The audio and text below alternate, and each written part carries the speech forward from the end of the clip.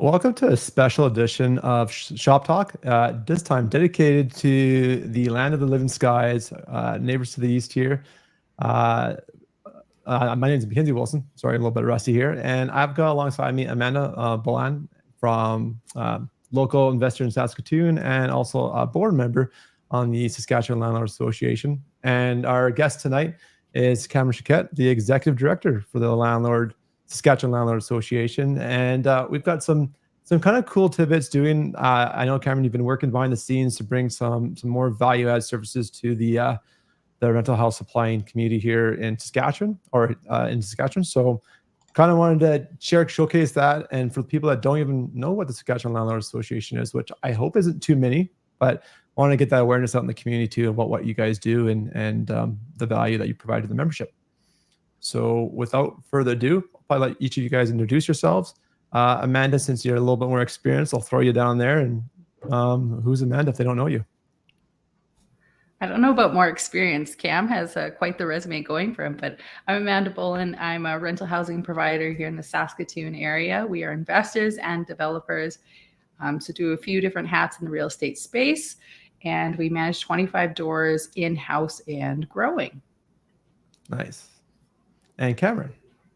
Yeah, thanks for having me, Mackenzie. Pleasure to be here. And yeah, Amanda sits on our board, so it's always great to have board support. I'm Cam. I'm the association CEO here at the Saskatchewan Landlord Association. I've been employed here for nearly 5 years, and in that time, have brought the association back to the forefront here in Saskatchewan. We've been around for 30 years this May. And we're on a solid track record of growth here this year. So really excited to be here to chat a bit about what we're doing in 2024 and some new services and plans coming forward. Amazing. I love it. So I'm going to give you the floor, Cam, and Amanda, I'll sit back and ask questions. And along the way, you kind of showcase what you guys are up to and some of the benefits of the association. Sure. Well, maybe I'll give a brief overview about membership, and then I'll ask Amanda to pop in and have her kind of talk about her experience about being a member and sitting on the board and kind of what that value proposition looks like for even small investors like Amanda's team. As I said, we've been around for 30 years. In 1994, in the basement of a hotel in Saskatoon, landlords were getting tired of only being able to charge $125 for a damage deposit back then. And they were having breakfast once a month, kind of griping and complaining about, the RTA and how, unrelevant it was. And they formed this association in May 1994 to lobby the provincial government back then to amend the act to allow security deposits to be up to 1 month's rent. And that's really how we got our start all the way back then. And it's been a grassroots government relations organization for really all of those 30 years, where we've been that expert voice of the rental housing industry, from everything from security deposits to eviction proceedings and almost everything in between.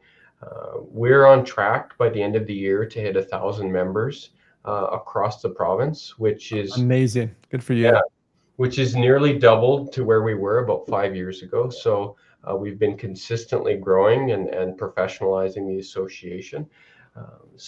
And interesting enough, we get this question a lot. How big is your membership, Cam? Who do you represent? The unique part about Saskatchewan, at least for us, I'm not sure about Alberta, Mackenzie, is that our rental housing industry is super diverse. So about 45% of our members only have 1 to 4 units. So they're still mom and pop. Yeah. There are folks who've got a basement suite for their mother-in-law, or they've got a duplex that they put their kids through university in. And then, of course, as we go up in size, the association represents, some of Western Canada's largest rental housing providers, all those big names we know and are familiar with. But we've got a really diverse membership here, and that's a big benefit to this association. We can tailor different services to our different members. Yeah, that's great. Amanda, you want to chime in on that? I think, Yeah, that sums up pretty good. I know as a small provider, and one of the things that I hear for people that aren't necessarily part of the association is what? Okay, so what? Yeah. And I think what often miss is just investing in what is important to us. So like whether that's in our family, our businesses, et cetera, that we're actually making an effort to learn and being a part of the association. There's a lot of learning opportunities. I'd say Cam does a really great job of bringing in speakers and putting on those lunch and learns, and then the annual conference. I know I only attended it for the first time as a board member, post COVID era, and yeah, I didn't have a high expectation because I didn't really have an expectation what the event would be like or something like that. And the takeaway was there needs to be a lot more small providers showing up to these events. So yeah, we have a huge membership base, but it'd be really important to actually come out to these events and get the benefits of being a member, as well as not just, you know, putting in your ticket and getting the bits and pieces behind the scenes. So I guess in relationships and building connections within the industry is really important. And that's another thing that the association offers. Yeah, I can chime in being from the outside, and we attended your guys' trade show last fall there, and I've done trade shows in BC, Alberta, Ontario, and you guys are right up there. How well you guys executed. You guys filled a massive room, which is really a testament to what you've talked about with your membership growth. And the biggest kind of stepping stone I feel people kind of fall upon when they get into this entrepreneurial game of owning an investment property and trying to build up their family wealth is a lot of people go in blind or just not aware of the legislation and the rules and the knowledge at play that you need to really operate well. It's one of these few businesses where you're taking probably one of the single most expensive things you own personally, and in a very short period of time, trying to trust a complete stranger to get full control of that asset. And it's quite a high risk play when you don't take the time to educate yourselves to the pitfalls that you can get burned by. And that's how I've kind of got my start in the business as well. I knew this works. You know, even the word landlording has been around since medieval times. Someone somewhere has been doing it, and there's a system out there I've got to learn and figure out. And I've found these type of events and associations so valuable is the education and really not just so much what's going up on stage. It's the people in the room that come out to learn and those networking opportunities that come out of it. And then it might be that 5-minute conversation in the hallway where you just picked up that little tidbit that's made really a big noticeable difference in the day-to-day runnings of your business. And you make a great point, Mackenzie. It's an industry where you kind of jump in by yourself, and we have conversations with new members all the time, and kind of illustrate that for the risk that's involved. And in any other business, you'd have an accountant and a lawyer, you'd have a couple subject matter experts on your team. And that's what we want to be to our members, is a dedicated expert voice, a support team, so that when crap hits the fan, you can call the association and say, hey, I have this issue with my tenant, or this just arose in my municipality. What can I do about it? Like you go to your accountant with tax questions in April, you come to the association at any time and asking for that real expert voice. Because it's no secret that the Residential Tenancies Act is not a quick and or an interesting read. So for an affordable membership fee here, you have experts on your team that can provide that insight and information, and really an ounce of prevention is worth a pound of cure in this business. Like you said, that risky asset, when you can pay for expertise and knowledge, if it's attending an event or if it's calling our office, that will hopefully save you time and really a headache. So Cam, let's segue off of that. I know you guys have been working on something pretty cool, a very interesting initiative around a legal support system, especially if some of the smaller mom and pop landlords, where you said that's 45% of your guys' membership demographic, likely probably don't have a legal team or a backup plan or strategy in place should they have to go down the route and file with the your acronyms losing me right now, Office of the Residential Tenancies, if I've got that correct. Yes, yeah, ORT as we call it. Used to be called the rentalsman in the days gone by. But yes, we're super excited we've gotten approval from the Law Society of Saskatchewan to deliver limited legal services to all of our members. So maybe somebody doesn't want to use the new ORT portal. Maybe, we've got a member that just hasn't evicted somebody in a while. We're there to support. We do this all the time. We're happy to file the claim for you, attend the hearing. All that we need you to do is provide the evidence and serve the documents. So we'll handle everything from soup to nuts at the ORT. We'll go to the hearing on your behalf. We'll prepare the evidence. We'll also advise you as well. If you want to go to the hearing on your own, we can attend with you.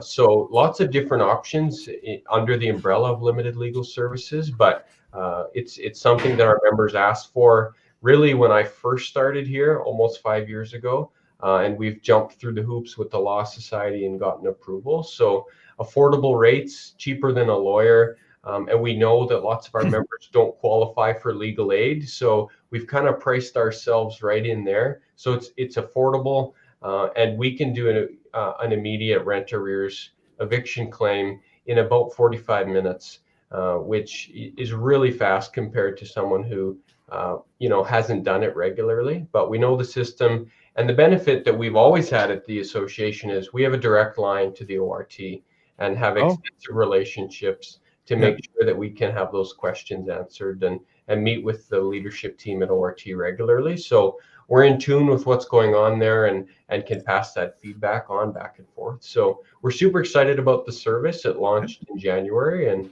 we're hopeful that people can take advantage and that we can help them with their legal matters. Cool. So I'm gonna not play a little bit dumb, but just so we're kind of super clear for in layman terms. So I'm a mom and pop landlord, and my tenants stop paying rent. Say I'm 2 or 3 months in arrears right now. That means they owe me somewhere in the order of just under $3,000. Where does that look like? What's the first step? Just kind of walk me from start to finish and some of the timelines associated with the process, Cam. Sure. So assuming that you called our office, let's say, and it's the 16th of April, for example, you've served an immediate notice with an up-to-date rental arrear amount. If the tenant doesn't leave within 24 hours, we would ask for all of your evidence. We'd file your claim, and we do any kickbacks or reviews with ORT, pay $50 on your behalf to get the claim scheduled. And then in the interim between claim schedule and the hearing, we prepare the package of evidence for you to serve on your tenant. And then in time for the hearing, we'd go to the hearing on your behalf, present all of your evidence, your rent ledger, and any other matters. And then once we win the hearing, which we confident we will, we'd give you the documents to take to the court and have the sheriff execute the writ. So very, very few touch points. We want to make it a seamless transition, but call or email our office and we'll provide you the notice required to serve on your tenant, and that's really what kicks off the process. And front to back on a rent arrears claim, you're looking at about 4 weeks. Yeah, that's perfect. I think our responsibility stepping into being a rental house provider and owning this real estate is we're choosing to be in this business, and there's certainly an expectation that you should have some reserves or cash flow in place to cover months of operation without bringing in that rent. So that's a very timely turnaround, especially compared to other parts of this country where they're upwards over half of a year. So amazing. We have a question came in. He's actually one of our admins on the Saskatchewan Landlord Community. Hey, Andrew, thanks for tuning in. So Andrew's got the question here. I'll throw up on the screen. So, and by the way, if you've got questions right now, this is a great time to throw them in there. We'll address them on the fly because not too often we get to hang out with the executive director. So, do you help with collections when you've won a claim? That's a part I've never been able to do successfully. Boy, you're preaching to the choir with that question. Collections in Saskatchewan are difficult. A couple of options that I can give you. So that's about the extent of my help. The association has a couple of corporate partners that you can use. Front Lobby has a collections mechanism that's included in their service. I'm not sure if single key does quite yet, Mackenzie. No. And then another option is you can register your collection against any personal property through Information Services Corporation, or ISC. And then, of course, you can register it with the court and bench. We're trying to work with the Minister of Justice to provide more of a mechanism to garnish wages, similar to actually the family law child support world, where there's a dedicated office that helps separated husbands and wives to collect child support. It's quite a system. We want to emulate that with landlords and tenants. The key thing in Saskatchewan is that you need that money judgment or that order after the claim. But to be quite honest, folks, this is probably the biggest gap for the small members, is that collections are difficult in Saskatchewan. The legislation just doesn't have enough teeth. Yeah, fair enough. Amanda, is there anything to add on that? It's what Cam said. You have to register against a piece of personal property, which means you have to know what it is that you're registering it against. So I know that there's some methods that people take VIN numbers or something like that when tenants are moving in. Whether they still have a vehicle and they leave, I don't know. But I've heard a couple people going that route and it working out sometime down the road kind of thing. But not terribly many people pursue that avenue, I don't think. Yeah, I think I have a lot of opinions on this, so I'm gonna jump into it. So for the folks that don't know me, I run the equivalent of this group in Alberta as well, the Alberta Landlord Community, and I've brought a number of sponsorships over the years, which has led to my current role, where I work at Single Key and I get to design products, do educational content. It's really my dream job of making this industry better. What we do really good at Single Key is do that credit check and that due diligence up front. As you mentioned, there's front lobbying in the industry as well. While they do offer a credit check component that would be in competition with us, what their real core offering, which I see us, we're really more of a complementary fit, where we do the due diligence on the front. That front lobby gives you that ability to open up a trade line directly in the credit score, and essentially you're using the credit score as a pseudo bad tenant list, if you will. So if all the other landlords are doing proper due diligence, which is the expectation, they should collect that information up front, which is typically including getting a credit report. They're going to see it right on there that ABC tenant or so-and-so owes, $2,000 or $3,000 in arrears. And that is really that karma kind of method to pay it forward. And it sticks around for quite a long time. I think it depends on the province legislation, but it's in that range of what the CRA does at 7 years. So what that means is if that person, and I heard the most common objection too is you can't squeeze blood from a stone. But I do believe there's a lot of people that will change out there and will get their act or their life together at some point down the road. And if they go to get a vehicle loan or try to move into a house and they want to support their family, their loved ones, they're not going to be able to do that next step until they remove the obligations on that credit score, because no one's going to lend to them. And it's been very effective at motivating them to come back to the landlord and just pay them directly. And it's way more affordable than collections. Collections is a high labor intensive process that typically takes between 40 and 60% of all the arrears owing that they'll take as a fee.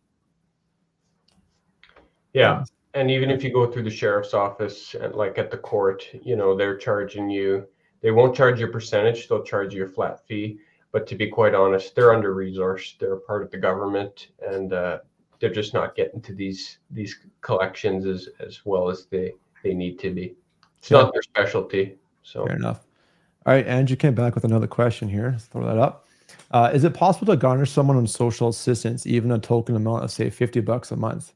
It is not possible. That is not permitted under the law in Saskatchewan. Yeah. Good to know. So even the Ministry of Social Services takes less than that a month from their own clients on overpayments. But no, you cannot garnish folks who are below the poverty line. Yeah, no, and that does make sense. I know we're kind of talking off air, and I don't know maybe if this is a good time to go to it. Again, if you have questions, throw them in. So Cameron, I'm not local because you guys are based off Saskatoon, right? Right. So if I'm in, say, Regina or perhaps a little bit further away to travel, do you guys do events outside Saskatoon, or are you guys mainly focused in the Saskatoon area? How does it look for someone who's a little bit further away from the city? So right now we're doing in Saskatoon and Regina. So provincial association, so we kind of go north and south in that case. If we have members that would help us pull together groups in smaller centers, by all means, we'll come to North Battleford or Swift Current or Prince Albert. We just need a bit more local support to make sure that we've got that turnout. But consistently in 2024, we do an event in Saskatoon, in this case in April, and then in May we're in Regina. In June we're back in Saskatoon, so we alternate. Yeah, I am excited to be part of one of those events coming up. If we've not already announced it, maybe it's a sneak preview right now, but yeah, it's great. And like I said, your guys' conference you did last year, had a full room with lots of different vendors in there. Again, a great way to network and find some skill sets and some opportunities to reduce the risk in the business and reduce costs and make the job easier. If you can figure out the game early on, it's not a get rich quick scheme by any means or a race, but it's something that once you do figure out your systems, it grows incrementally over time, and it's a great way to kind of solidify your financial future and at the same time provide a rental that someone's happy to call their own personal home, which is really a rewarding experience. And we're keenly aware of the challenges of new landlords, and a couple things that we're going to see in 2024. We've got a new online shop that's going to launch here in April. So there's a bunch of free resources. There's some paid resources. So we've gone ahead and hired a lawyer to draft Saskatchewan approved tenancy agreements, a fixed term and a month-to-month one. So amazing. If you're a new landlord, don't go and hire a lawyer for $800 to get you the lease. You can pay us $49.99 and we'll get you one that's rock solid. And it'll be better than the Law Depot one for $9.99 that's not worth its weight in gold in Saskatchewan. Yeah. So we've got a new landlord manual that we're going to have out in 2024. And we've built this really cool document resource. We do about 40 to 50 calls a week from our members. And we categorize all of these calls, all of these questions. So we've actually categorized them into this lovely resource that'll be available for free in April. It talks about any random question. I had a tenant die in a suite. What do I do?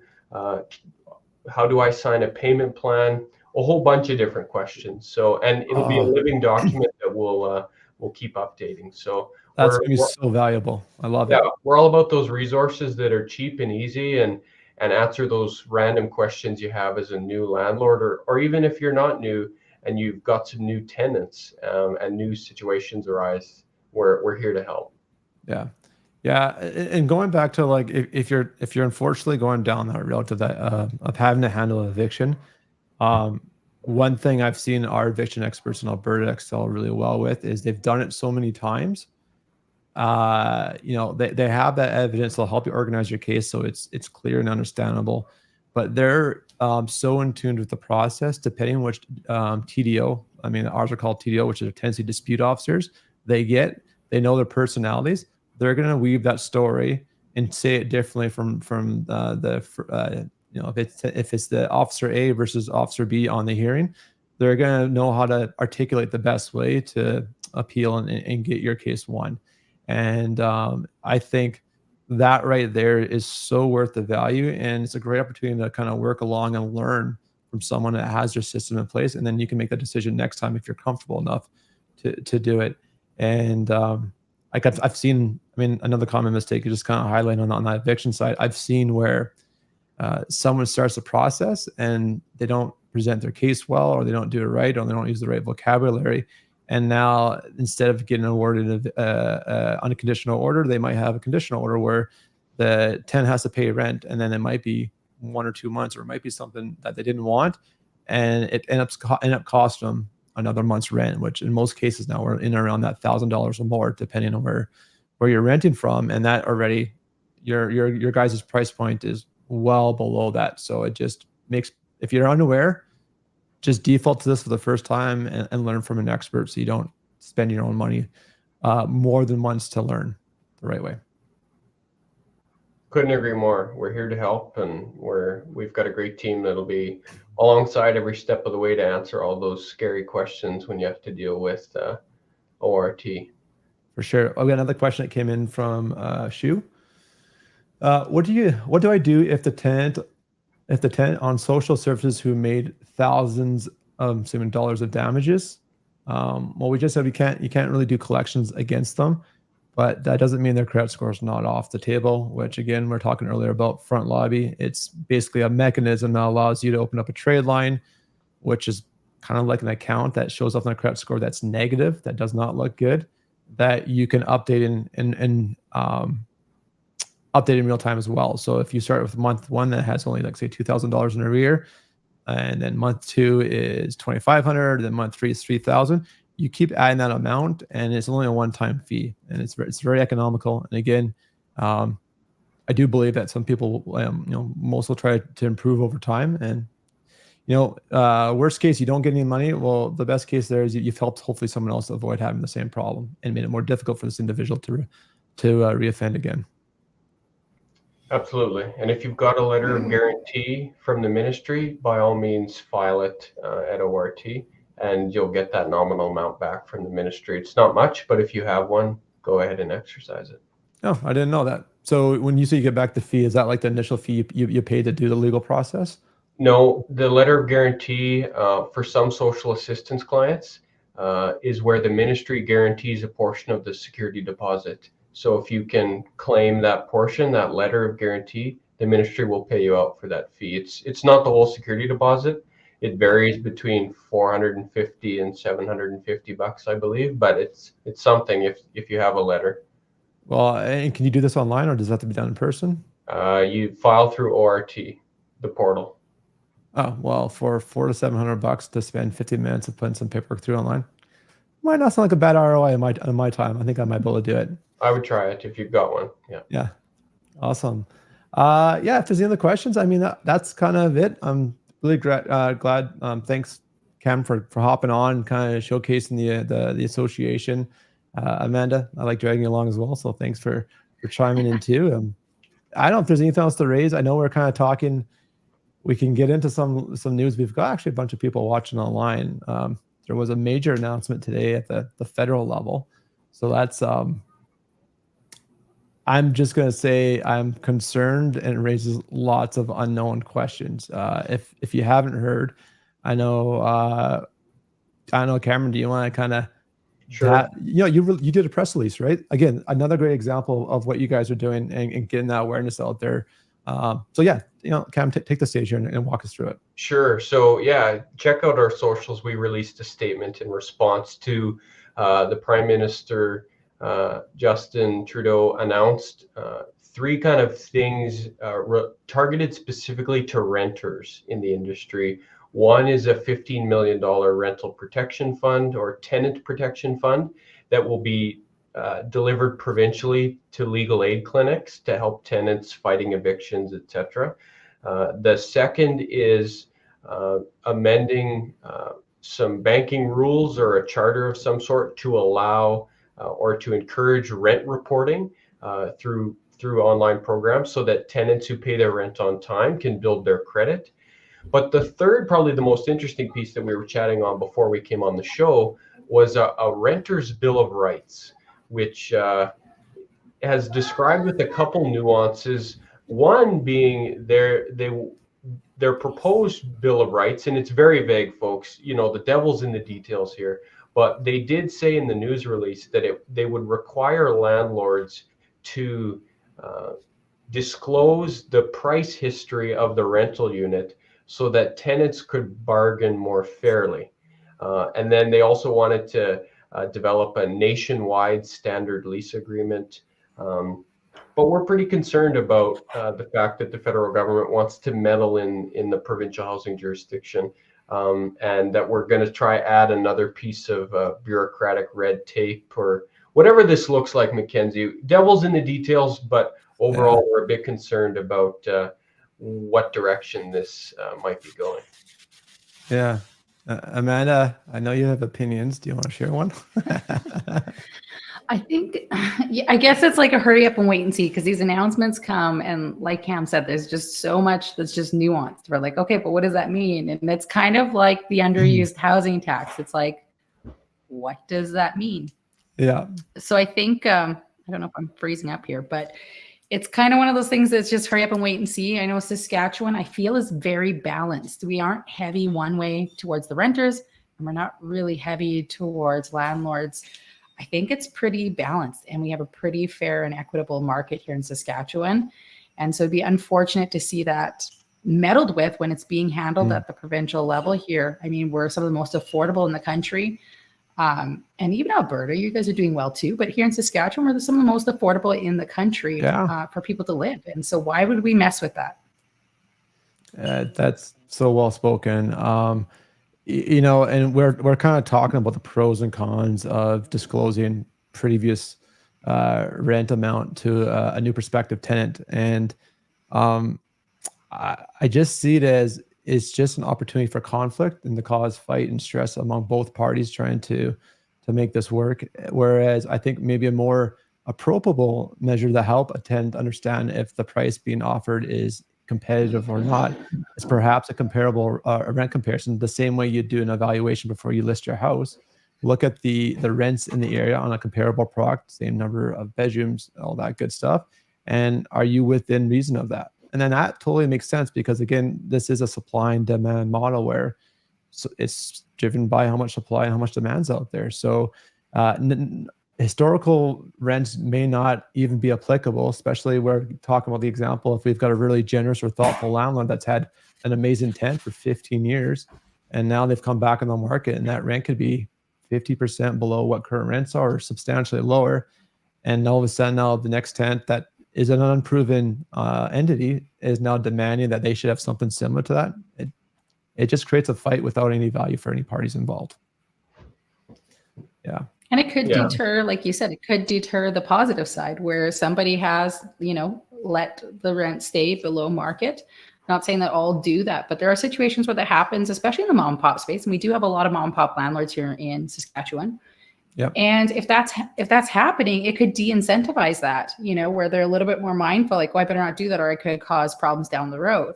So it's kind of one of those things where it could have an opposite effect in the end. Well, and you know what, like, what we want, we'll just stay non-partisan, if that's the right word. But just looking at all the universal rental stock out there, and this does vary a bit by province, but it's definitely within this range. The vast majority of rental stock provided isn't the big multifamily REITs and the players.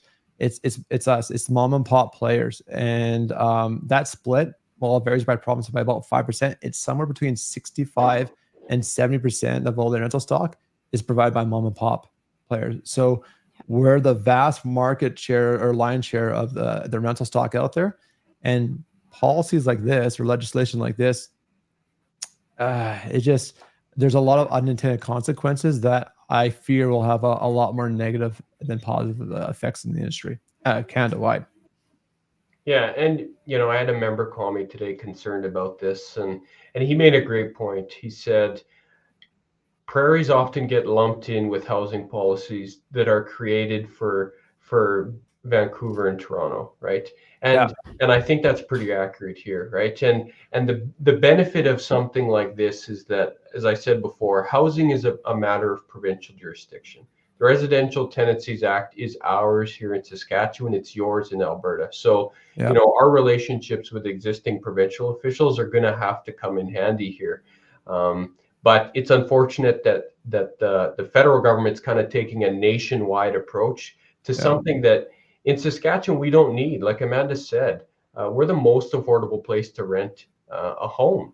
And I think that has to do in part because we're a very balanced province in that sense. No rent control. We've still got controls for tenants, but it's still very, as we say, landlord friendly and development friendly, which certainly is keeping rents more stable. I've definitely heard that before, Cameron. I think that's a great point. It comes back to another analogy is if you think of the entire country as you know, a human body, and you get a cold, you're sick, you take the antibiotics to heal, and it affects the entire body as a whole. even though perhaps where we are again, Alberta and Saskatchewan, we're actually in a really strong, well-balanced marketplace that's quite favorable for all parties. So it's kind of like when they raise the interest across the country and to cool off the two coasts, east and west. A question just came up here. Bernadette, thank you for asking the question. I'll get on the screen for you. Do tenants need to be made aware, agree that you're going to start reporting to the credit bureau? This is a fantastic question. And actually, and this reminds me too, on the points you brought up, Cam, of what the feds have brought up through this rental housing initiative. We already have a solution in the industry. And so, anyways, it's good they're maybe aware of it. I don't know how much research they did if they didn't know that we already have that solution in play, but I digress. But going down that route with what you brought up, Bernadette, so we'll use front lobbies for the example. It depends. If they are in positive and good standing, then you need tenant consent to report their payments to their credit bureau. If they are in arrears, then you have that legal right, irregardless of what that tenant wants. They do not have the consent in, then you can report arrears without consent. It's kind of the long and the short of it. As another kind of a tip here, I use this tool as part of my due diligence and pre-screening. So if I've gone and I've done my viewings and I've got some interested applicants that now are at that application stage where I'm handing out a full application, I have a one-pager explaining what this tool does, and it's a requirement that they do have to opt in or consent for me to report their rent. I have yet to find an objection where there is a legitimate stance where a tenant does not want to build their credit score and have their rent reported. And if they're raising a stink or they're making a bit of an issue, that's a huge red flag. You've probably just saved yourself a huge headache. Move on to the next candidate. Yeah, couldn't agree more, Mackenzie. We encourage that as a pre-screening question. Bernadette, you probably know this, but you do need a tenant's consent to pull a credit check. Of course, again, when they say no or object, fiercely, always a red flag. But yeah, like Mackenzie said at the top of this question, Front Lobby's been around for 5 years under the name Landlord Credit Bureau. So there's lots of kind of history of the program. It's cost effective. And we have some student rentals. They love it because they're 18, 19, 20 years old. Their credit's in the early stages, and having that regular payment, it has a really big impact. Like people can gain 60, 80, 100 points on a credit score. And rightfully so. For the vast majority of renters, this is their largest single monthly payment. It's rent. It's on average, we're talking rent to income ratios of around that, on the low side 30%, but depending on what it is, it's in some of the jurisdictions it's really challenging. It's up to 45%. And if you're getting credit for paying that on time every month, month after month, that's a huge positive impact to your credit score, which is, again, I can't see why you wouldn't want to sign up for it. Yeah. Next question. Again for Bernadette. Can we? I'll just put on the screen here. Can we sign up for Front Lobby with existing tenants? Yep, absolutely. Again, though, if they are in good standing, they have to have that. It's their choice to opt in. But if you have any rent arrears you're chasing right now, you can certainly sign up. So there is two products here that we are talking about. There's monthly ongoing reporting, and then there's a one-time report called it's called a trade line that you open up for negative arrears, and you can adjust that amount over time until it's fully paid out. Yeah, so if you check out frontlobby.com, I should bug these guys for an ambassador affiliation link or something, but they have a bunch of legal collateral on their website that you can include on your lease or as a separate signing to make them aware. And maybe I'll just... I like what you said there. Go ahead, Amanda. Sorry. I like what you said there, Mackenzie, though, about giving them a one-page, kind of letting them know the benefit. Because that's what we usually find when we're getting tenants to opt into something that's new, is we show them, why is this good for you? And if you can paint that picture for them and they see the end result, because there's no negative part unless they're just not going to pay the rent on time. But if you already have a tenant and you're actually helping them, so you're helping them get ahead. It's, Cameron and your student rentals, helping them get their start. And that makes such a world of difference, where maybe they don't want to have credit cards or things like that, or maybe they couldn't get that vehicle loan yet. This is something that can help set them up for the future. Its credit is so integral these days really to do anything to have that success in life, and it's incredibly important. And it's you know, I mean, I wish there's probably better education around it. That's a whole nother discussion, but really it helps them get in a really strong position to get their life going. So and you know, all credit to Front Lobby. They've been a partner of ours for years. We have another partner actually that I'll kind of bring in, because some folks like auctions. Zenbase, Zenbase is also a provider of kind of rent reporting. Maybe not quite as built out. They haven't been around as long. They've also got some existing partners in Saskatchewan with some of our big members on splitting rent payments.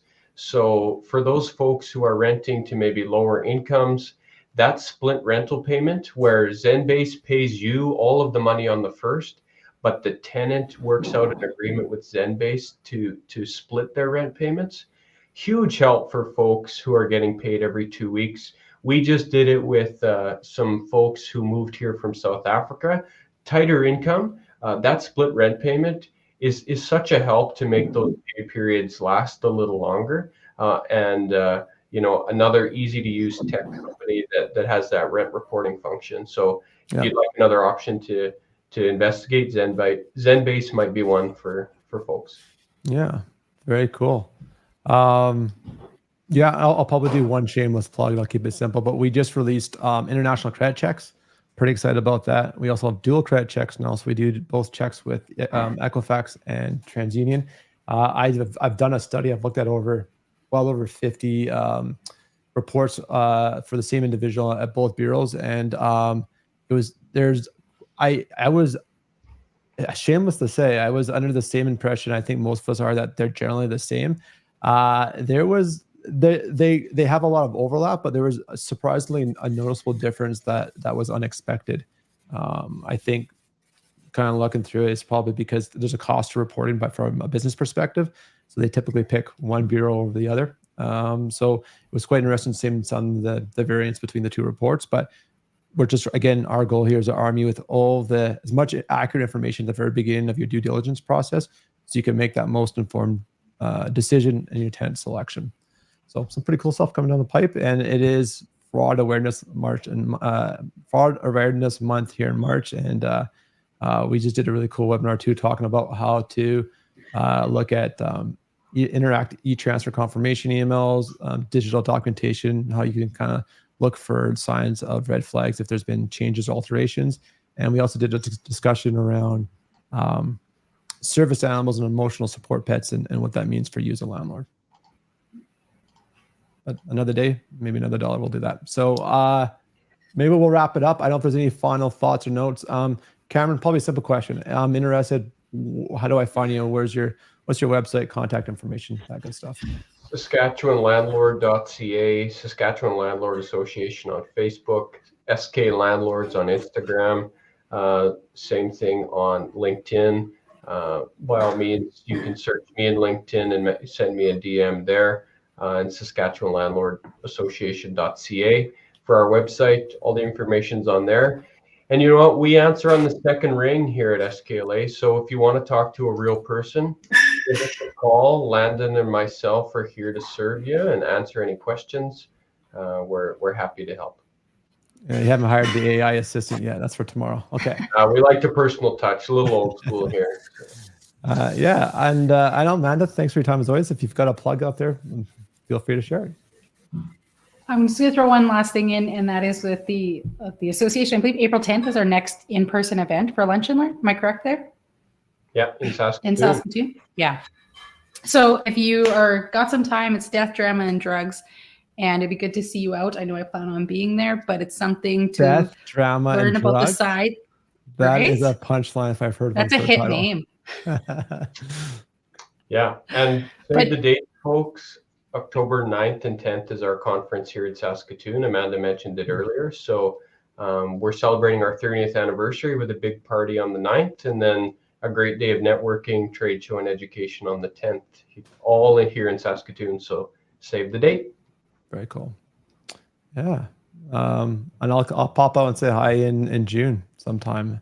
So yes, stay tuned. We have a bi-weekly newsletter that comes out. So when you're a member, you get all those news updates regularly to your inbox. So lots of stuff for members. Happy to have conversations if folks want to join.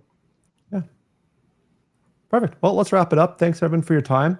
Hope that was informative. Ask questions in the Facebook group. I'll make sure to plug the information that Cameron's provided. Actually, Cameron, I invited you to join the Facebook group. I'm surprised you weren't a part of it. I thought you're like an advocate for like the landlords in Saskatchewan. But anyways, there's a Facebook group that's called Saskatchewan Landlord Community. You should be a part of it. Great. Perfect. Thanks, folks. We'll catch you guys in the next one. Thank you.